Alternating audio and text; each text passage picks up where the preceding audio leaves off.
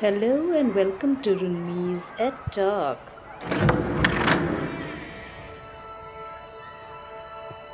Our topic for today is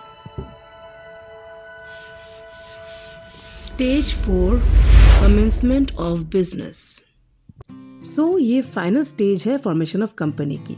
इस video में हम जानेंगे कि कैसे एक कंपनी अपना बिजनेस कमेंस करती है।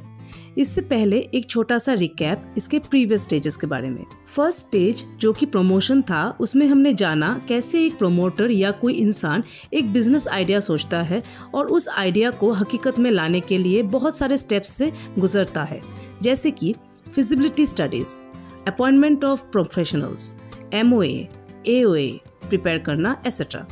फिर सेकंड स्टेज में हमने देखा इनकॉर्पोरेशन ऑफ ए कंपनी, जहां हमें पता चला कि एक कंपनी को स्टार्ट करने के लिए क्या क्या फॉर्मेलिटीज से गुजरना पड़ता है, जैसे कि ROC में रजिस्टर करने के लिए क्या क्या डॉक्यूमेंट्स और डिक्लेरेशन सबमिट करने पड़ते हैं, और फाइनली कैसे एक कंपनी को सर्टिफिकेट ऑफ इनकॉर्पोरेशन मिलता है। थर्ड स्टेज जो कि है कैपिटल सब्सक्रिप्शन। इस स्टेज में एक कंपनी शेयर्स के जरिए पब्लिक से फंड रेज करती है और इस स्टेप के लिए कंपनी को अपना नाम स्टॉक एक्सचेंज में लिस्ट करवाना पड़ता है। इन सारे स्टेजेस को मैंने डिटेल्स में समझाया है, please go and check the description below. इस छोटे से रिकैप के बाद चलिए जानते हैं कि फोर्थ स्टेज के बारे में, जो कि है कमेंसमेंट ऑफ बिजनेस।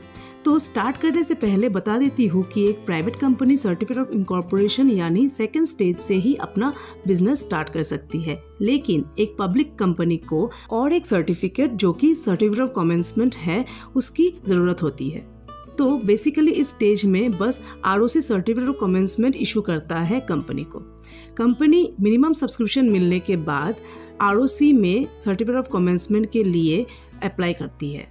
उसी एप्लीकेशन के साथ कुछ डॉक्यूमेंट्स देने पड़ते हैं, जो कि है नंबर 1, एक डिक्लेरेशन की इशू किए गए अमाउंट 90% सब्सक्राइब किए गए हैं और मिनिमम सब्सक्रिप्शन मिल गई है।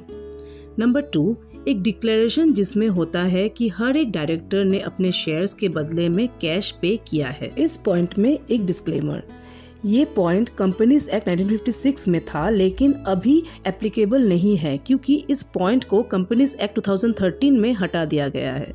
अगर आपके बुक में ये पॉइंट मेंशन्ड है तो आपको ये पॉइंट ऐड करनी पड़ेगी।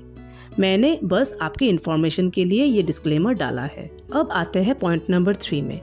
एक स्टैट्यूटरी डिक्लेरेशन की कोई भी कैश पेएबल या ड्यू नहीं है एप्लीकेंट्स को। कोई भी पैसा पेंडिंग नहीं है जो कि पेएबल है एप्लीकेंट्स को।